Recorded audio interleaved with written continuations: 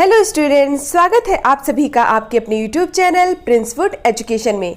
आज की इस क्लास में हम आपको मैथ्स का टॉपिक अंक गणित में शिक्षण के बारे में बताने जा रहे हैं कि अंक गणित में शिक्षण की क्या भूमिका है।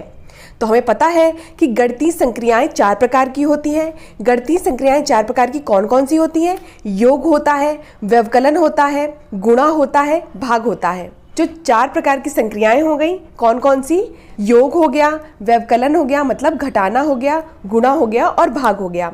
अब सेकंड पॉइंट है हमारा कि योग से संबंधित जो त्रुटियां होती हैं वो 2 प्रकार की होती हैं। योग से संबंधित त्रुटियां 2 प्रकार की होती हैं। कौन कौन सी? पहली है समूहीकरण और दूसरी है पुनर्समूहीकरण। मतलब एक है ग्रुपिंग और दूसरी है रीग्रुपिंग। पहली है हमारी समूहीकरण और दूसरी क्या है? पुनर्समूहीकरण। तो योग से संबंधित जो त्रुटियां होती हैं वो 2 प्रकार की होती हैं, समूहीकरण और पुनर्समूहीकरण। तो इनके बारे में जान लेते हैं कि समूहीकरण क्या होता है। समूहीकरण में डेटा को एकत्र किया जाता है तथा स्थानीय मान का भी ध्यान रखा जाता है। मतलब जो समूहीकरण होता है उसमें हम डेटा को कलेक्ट करते हैं और स्थानीय मान मतलब क्या हुआ? प्लेस वैल्यू का भी ध्यान रखा जाता है। उदाहरण के तौर पे यदि किसी बालक से 525 में 60 जोड़ने को कहा जाए तो वो किस प्रकार लिखता है? 525 और 60 को उसने लिख दिया, लेकिन क्या उसने स्थानीय मान का ध्यान रखा? स्थानीय मान का ध्यान रखने का मतलब हुआ कि क्या इकाई के स्थान के नीचे इकाई का स्थान लिखा है? क्या 525 जो है 5 इकाई है और 60 में 0 इकाई है, तो क्या उसने इकाई के नीचे इकाई लिखा है, दहाई के नीचे दहाई लिखा है? अगर उसने यह नहीं किया है तो इसका तात्पर्य यह है कि उसे स्थानीय मान का मतलब प्लेस वैल्यू का ज्ञान नहीं है। ठीक है, इसलिए इससे हमें पता चलता है कि अगर कोई आपको क्वेश्चन दिया जाता है कि जो बालक है वो 525 या फिर कोई भी संख्या हो उसके नीचे इकाई के नीचे इकाई का स्थान नहीं लिखता है जबकि वह दहाई में लिख देता है, तो इससे क्या हो जाएगा? तो इसका आंसर ये आ जाएगा कि बालक को स्थानीय मान मतलब समूहीकरण जो है ग्रुपिंग की उसको नॉलेज नहीं है। समूहीकरण मतलब होता है डेटा को एकत्र किया जाता है और स्थानीय मान का भी ध्यान रखा जाता है, लेकिन यहाँ पर क्या है कि बालक को स्थानीय मान का ज्ञान नहीं है उसको। ठीक है, तो समूहीकरण में यह ध्यान दिया जाता है कि इकाई के नीचे इकाई और दहाई के नीचे दहाई होना चाहिए। अगर इकाई के नीचे इकाई नहीं है और दहाई के नीचे दहाई नहीं है तो इसका तात्पर्य यह है कि बालक को स्थानीय मान मतलब प्लेस वैल्यू की नॉलेज नहीं है। तो ग्रुपिंग का मतलब सिर्फ इतना हुआ कि डेटा को एकत्र किया जाता है तथा स्थानीय मान का भी इसमें ध्यान रखा जाता है। लेकिन अगर आपको कोई क्वेश्चन दिया जाता है बालक इकाई के नीचे इकाई नहीं लिख रहा है और दहाई के नीचे दहाई नहीं लिख रहा है, तो इसका मतलब ये है कि उसको स्थानीय मान का ज्ञान नहीं है। सेकंड है पुनर्समूहीकरण। योग से संबंधित जो त्रुटियां हैं उसमें सेकंड है पुनर्समूहीकरण। पुनर्समूहीकरण में बालक जब जोड़ता है तो इकाई के नीचे इकाई तथा दहाई के नीचे दहाई रखता है और इस प्रकार जोड़ता है। जोड़ने पर 2 अंकों की संख्या जैसे 15 आएगी, ठीक है, जिसमें से 5 क्या है? इकाई है और 1 क्या है? दहाई है। मतलब हमने क्या किया?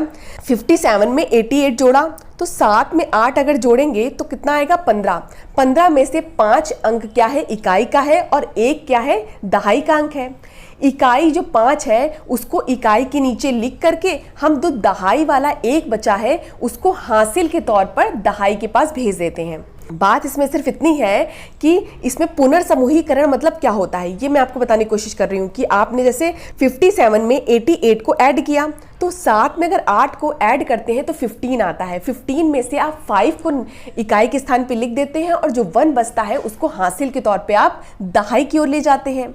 तो इसका मतलब क्या हुआ? पुनर्समूहीकरण मतलब हुआ कि दहाई को फिर से दहाई वाले में भेजेंगे तो उसे पुनर्समूहीकरण कहते हैं। मतलब आपने जो हासिल लिया हासिल को आप दहाई वाले में भेज रहे हैं। जो इकाई से आंसर आया आपका 15, ठीक है, आपने इकाई वाला 5 लिख लिया और जो दहाई वाला अंक है उसको दहाई पर ही भेज देना। इसका तात्पर्य क्या होता है? पुनर्समूहीकरण, रीग्रुपिंग कर देना। मतलब दहाई को फिर से दहाई वाले में भेज देंगे तो वहां क्या हो जाएगा?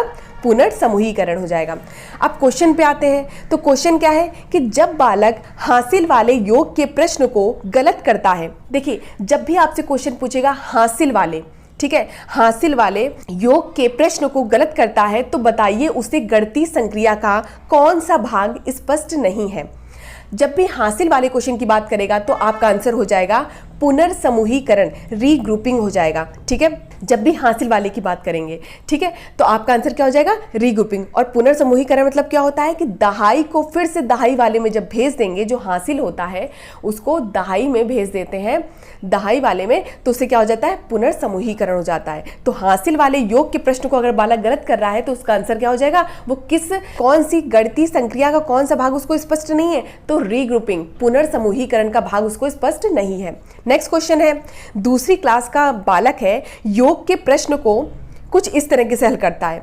मतलब उसने क्या किया, 5 7 3 8 लिखा हुआ था और 5 4 6 लिखा हुआ था। उसने क्या किया, 8 + 6 14 डायरेक्ट लिख दिया, उसने डायरेक्ट लिख दिया 14, 7 5 12 लिख दिया, डायरेक्ट नीचे लिख दिया, और उसने कुछ भी हासिल के तौर पे नहीं भेजा है।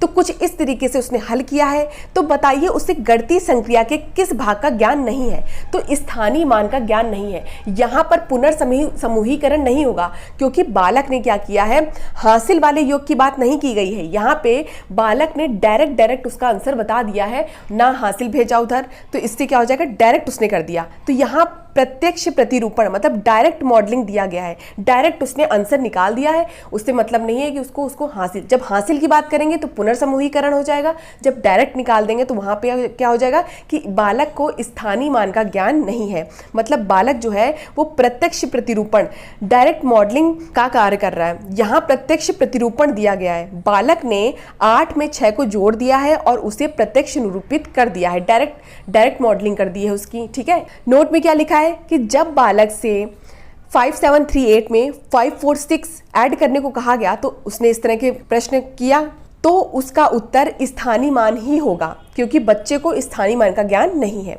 और जब बालक हासिल वाले योग के प्रश्न को गलत करता है तो उसका उत्तर क्या हो जाएगा, पुनर्समूहीकरण हो जाएगा। अगर वो प्रत्यक्ष प्रतिरूपण कर रहा है, मतलब डायरेक्ट मॉडलिंग कर रहा है, 8 + 6 14 कर दे रहा है, डायरेक्ट हर चीज नोट कर दे रहा है, हासिल नहीं भेज रहा है, तो वहां हो जाएगा कि बालक को स्थानीय मान का ज्ञान नहीं है।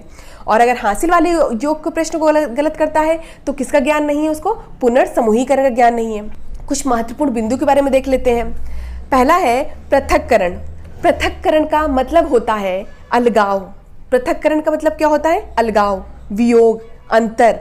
पृथक्करण का अर्थ होता है अलगाव, वियोग, अंतर, या उसको बोलते हैं घटाना। मतलब पृथक्करण, अलगाव, वियोग, ये सब एक ही नाम है। ठीक है, इसका मतलब होता है, पृथक्करण मतलब होता है अंतर, सेग्रीगेशन। ठीक है, घटाना। पृथक्करण, अलगाव, वियोग, अंतर, इस कोई नाम से आ जाएगा तो इसका मतलब क्या हो गया, घटाना। दूसरा पॉइंट है पूर्ण योग, समुच्चयन, कुल योग, तो इसका क्या हो जाएगा, एग्रीगेशन। सेग्रेशन मतलब हुआ घटाना, एग्रीगेशन मतलब हुआ जोड़ना। अगर पृथक्करण, अलगाव, वियोग, अंतर आता है तो घटाना हो जाएगा आंसर, मतलब इसका मतलब हुआ घटाना। ठीक है, और पूर्ण योग की बात करेगा या समुच्चयन की बात करेगा या कुल योग, ये सब एक ही नाम है। ठीक है, तो उसको मतलब क्या हो जाएगा, जोड़ना। एक है प्रतिकारी। प्रतिकारी मतलब होता है कमी पूर्ति या नुकसान की भरपाई करना। प्रतिकारी मतलब क्या हुआ, कमी पूर्ति या नुकसान की भरपाई करना। तो क्वेश्चन हम देखते जाएंगे, उस हिसाब से हम सॉल्व करते जाएंगे। पहला क्वेश्चन है, एक अध्यापक कक्षा 2 के विद्यार्थियों को योग से शाब्दिक समस्या हल करने के लिए देता है। अब कौन सी शाब्दिक समस्या थी, क्वेश्चन है, एक टोकरी में 5 सेब हैं और 7 सेब और मिला दिए जाते हैं, तो टोकरी में अब कितने सेब हैं। मतलब टोकरी में 5 सेब तो थे ही और 7 और ऐड कर दिए गए हैं, तो टोकरी में अब कितने सेब हैं। तो इस प्रकार की शाब्दिक समस्या संबंधित है, किससे संबंधित है, पहला है वृद्धि, दूसरा है पृथक्करण, तीसरा है योग की पुनरावृत्ति, और चौथा है समुच्चयन। समुच्चयन हो गया या पूर्ण योग हो गया या कुल योग हो गया।